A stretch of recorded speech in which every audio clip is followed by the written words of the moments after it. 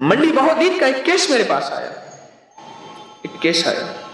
Case ये आया कि चारपाइयां उलट देते हैं, खानों में पेशाब कर देते हैं, वाज़े पेशाब होता है खाने में, पानी में वाज़े पेशाब होता है, बर्तन तोड़ देते हैं, घर की लाइटें तोड़ देते हैं, चीजें तोड़ देते हैं, नल का खुद ब खुद चल रहा, लाइटें जल रही, बुझ गई, घर में बीमारियां, झगड़े, परेशानियां, मुश्किलात, मसाइल, नाकामियां, और घर के अंदर अजीब बेचैनी और एक खौफ, एक हिरास और बेकली, बेकरारी, बस।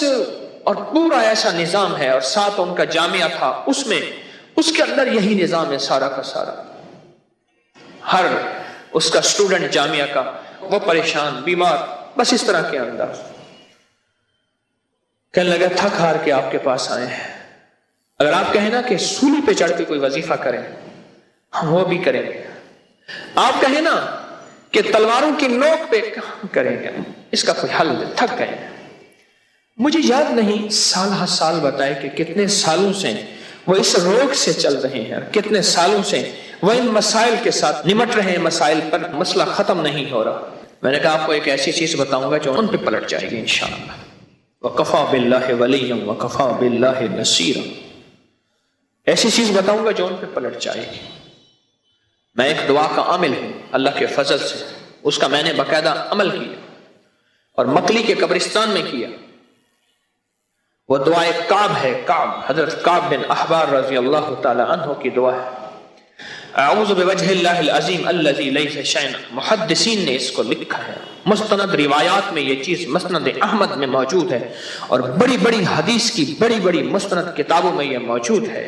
आपके जितने भी स्टूडेंट्स हैं ना, उनको और आप भी खुद बस इसको बैठ के पढ़ें, और दिन रात और वुज़ू में वुज़ू हर हालत में पढ़ें पढ़ें पढ़ें, और इतना पढ़ें कि बस पागल हो जाए। बहुत पढ़ें।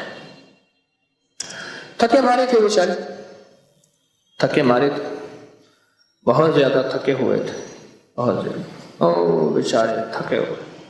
उन्होंने पढ़ा, बहुत पढ़ा, पढ़ा और बहुत पढ़ा, पढ़ा और पढ़ने का हक अदा किया, दीवानगी किया।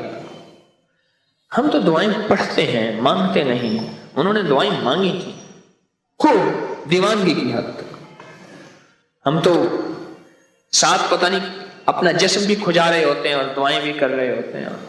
कुछ अर्से के बाद कहने लगे कि वो तो ज्यादती हो गई। मैंने कहा तुम कहते हो गला भी दबाएं आंखें ही बाहर ना आए, और तुम कहते हो पुरानी झोंपड़ी भी ना टूटे और नया मकान महल भी बन जाए। और भाई तुम्हें वो ज्यादती इसलिए दिखा रहे हैं कि तुम कहो कि ओहो ज्यादती हो गई, लिहाजा इसको पढ़ना छोड़ दो, यही उनका मतलूब है। मालूम हुआ कि असर हो गया। लगा हाँ ये बात है, पहले हम पढ़ते थे तो आके हमारे कानों में सरगोशियां करते थे, और भी कहीं जाना तो चले जाओ। ये दुआ उन्होंने पढ़ी, खूब पढ़ी। कुछ दिनों के बाद कहने लगे कि वो कहते हैं कि सुलो कर ले। मैं कही और बार है, ना पढ़ना छोड़ना और पढ़ो। कुछ अर्से के बाद कहने लगे कि हमें वो आपके हजरत साहब के पास ले। मैंने कहा वाकई हजरत कहा था? मैंने कहा है हजरत। मैं कहा बार हो गया। मैं कहा ना लिया, और तुम पढ़ो। ये सिर्फ तुम्हारे वक्त ज़ाय करने की तरतीबें हैं और तरकीबें हैं, कुछ भी नहीं। मैंने कहा पढ़ो और खूब पढ़ो। कुछ अर्से के बाद कहने लगे कि हमें नजर आते हैं उन्होंने पट्टियां बांधी हुई हैं, लूले हैं, लंगड़े हैं, अपाहज हैं, पांव घसीट के चल रहे हैं, और कहते हैं ना पढ़ो, जो कहोगे हम करेंगे। मैं कहा ना, अब फिर पढ़ो, इनकी नहीं सुननी,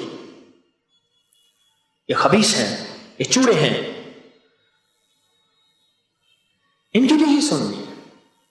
और आखिरी बार यही था, आखिरी बार।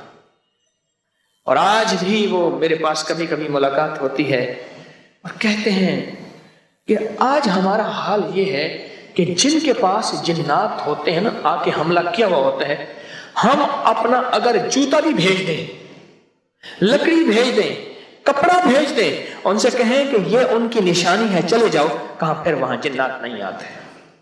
इस दुआ की ये ताकत है और इस दुआ की ये तासीर है।